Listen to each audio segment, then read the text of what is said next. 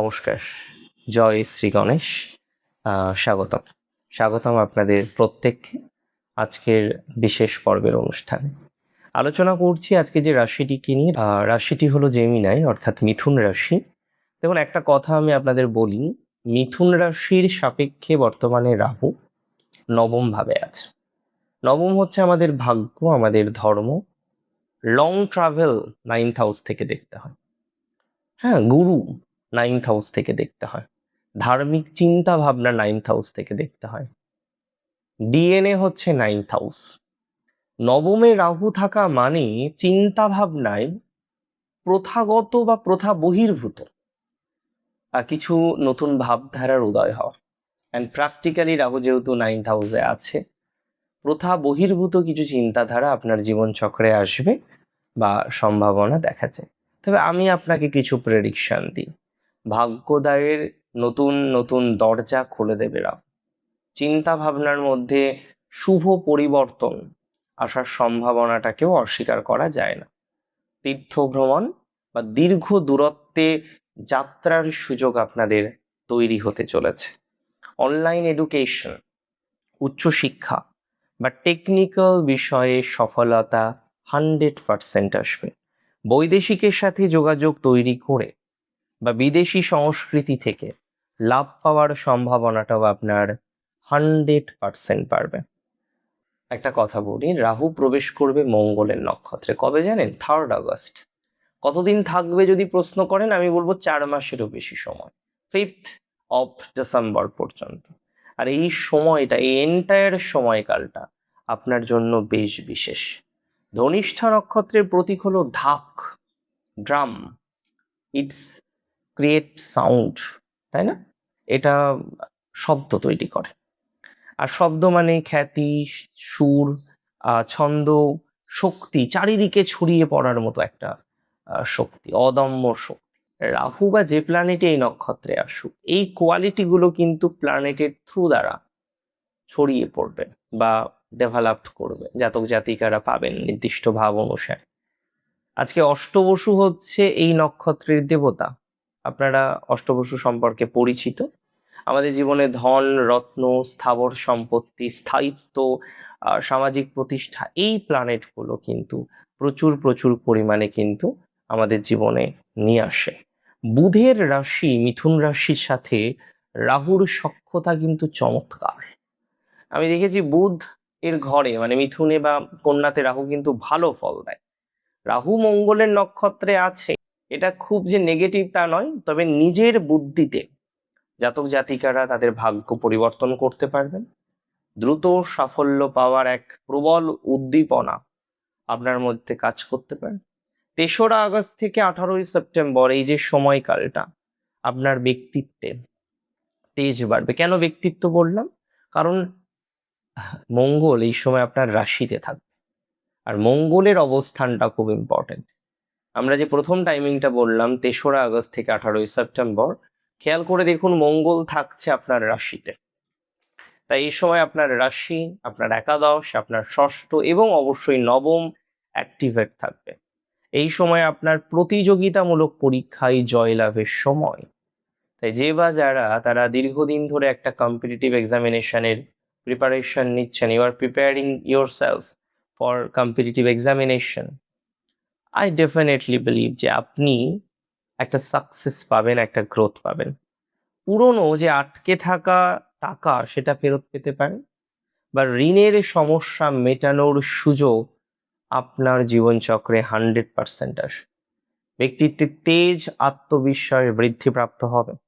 আমি একটা কথা আপনাদের বলে দিই, আত্মীয় স্বজনের মধ্যে বিশেষ করে বড় ভাই, যার সাপোর্ট আপনার লাইফে ছিল না বললেই চলে।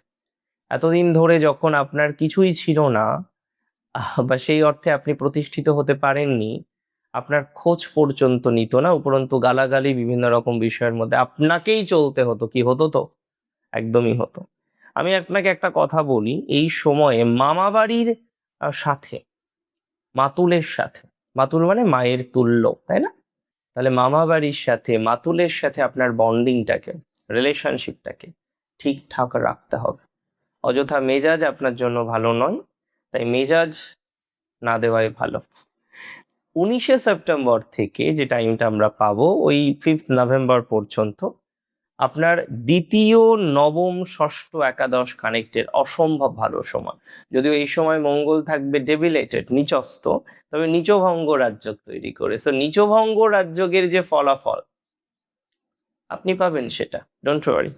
আমি বলে দিই আর্থিক দিক থেকে শুভ এই টাইমিংটা, আর্থিক দিক থেকে শুভ, তবে কথা বা বাক্য বা বাণীর মধ্যে যেন উগ্রতা না আসে। ব্যবসায় নতুন উৎস তৈরি হবে, তবে চিকিৎসার জন্য ফর মেডিকেল পারপাস আপনার কিছু খরচ হতে পারে।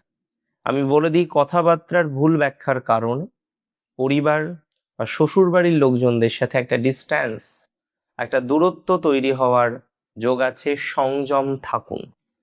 6 নভেম্বর থেকে 5th ডিসেম্বর এই যে টাইমিংটা আপনার নবম, তৃতীয়, ষষ্ঠ, একাদশ কানেক্টেড, ট্রান্সফার হতে পারে এই সময়। অনেকেরই দেখবেন এই সময় ট্রান্সফার হবে। যারা সোশ্যাল মিডিয়াতে লেখালেখি করেন, কন্টেন্ট ক্রিয়েশন করেন, সোশ্যাল মিডিয়ার সাথে অ্যাক্টিভেটেড, সোশ্যাল মিডিয়ার কাজ করতে পছন্দ করেন, কন্টেন্ট ক্রিয়েশনের সাথে কানেক্টেড বা সংযুক্ত, তারা নিঃসন্দেহে আমি বলে দিচ্ছি ভালো ফল পাবেন।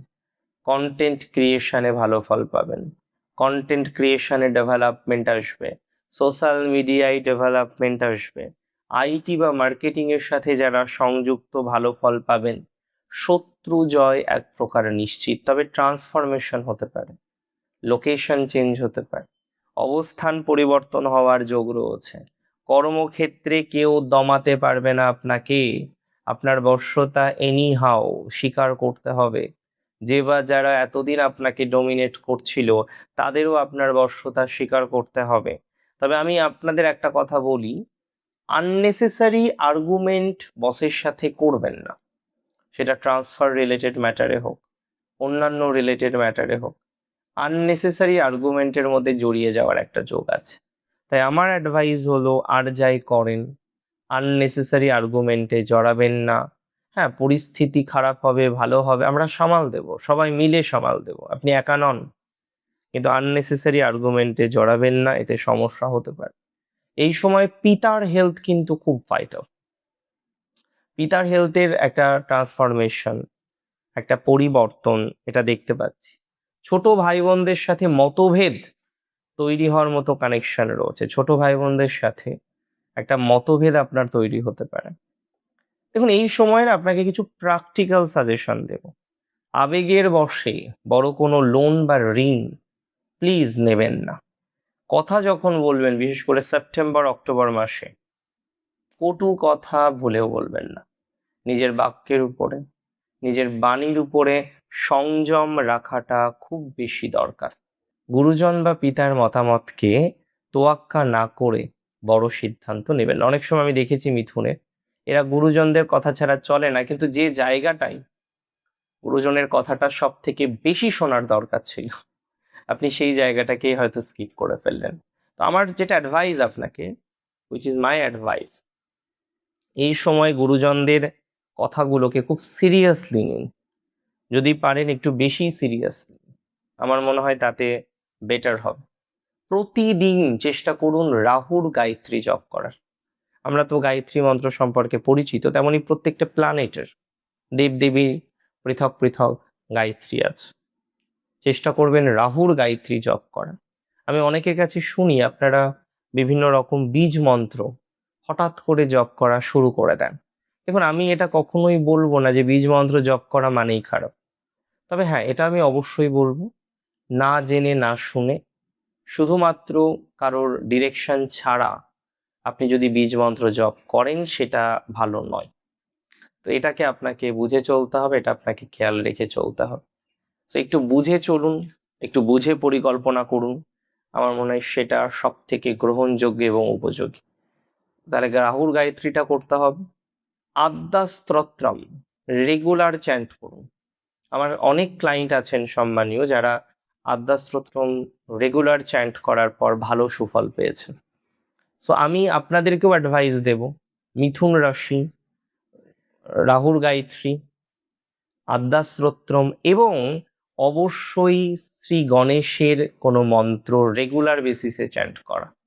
বুধের তো নক্ষত্র, বুধের তো রাশি, একটু চেষ্টা করবেন। আপনি মন্ত্র জপ করুন না, ওম গং গণপতয়ে নমঃ। আপনি যদি প্রণাম মন্ত্র সম্ভব না হয় রেগুলার, আপনি ছোট্ট এই মন্ত্রটা জপ করুন। আপনি এই মন্ত্রটা জপ করুন, আমার মনে হয় তাতেও ভালো ফল আসবে। দেখুন, আজকে মিথুন রাশির জাতক জাতিকাদের একটা ডিটেলস অ্যানালাইসিস আমি রাখলাম। আপনারা নিশ্চয়ই বুঝতে পেরেছেন ৩রা আগস্ট থেকে ৫ই ডিসেম্বর এই সময়টা আপনার জীবনে ভাগ্য সঞ্চয়ের দিক থেকে কতটা গুরুত্বপূর্ণ পরিবর্তন বা চেঞ্জ আনতে চলেছে। গ্রহের শুভ প্রভাবকে কাজে লাগাতে হবে। গ্রহের শুভ প্রভাবকে কাজে লাগান, তাতে আপনার সাকসেস বা ডেভেলপমেন্ট আরো বাড়বে। ভালো থাকবেন আপনারা। জয় শ্রী গণেশ।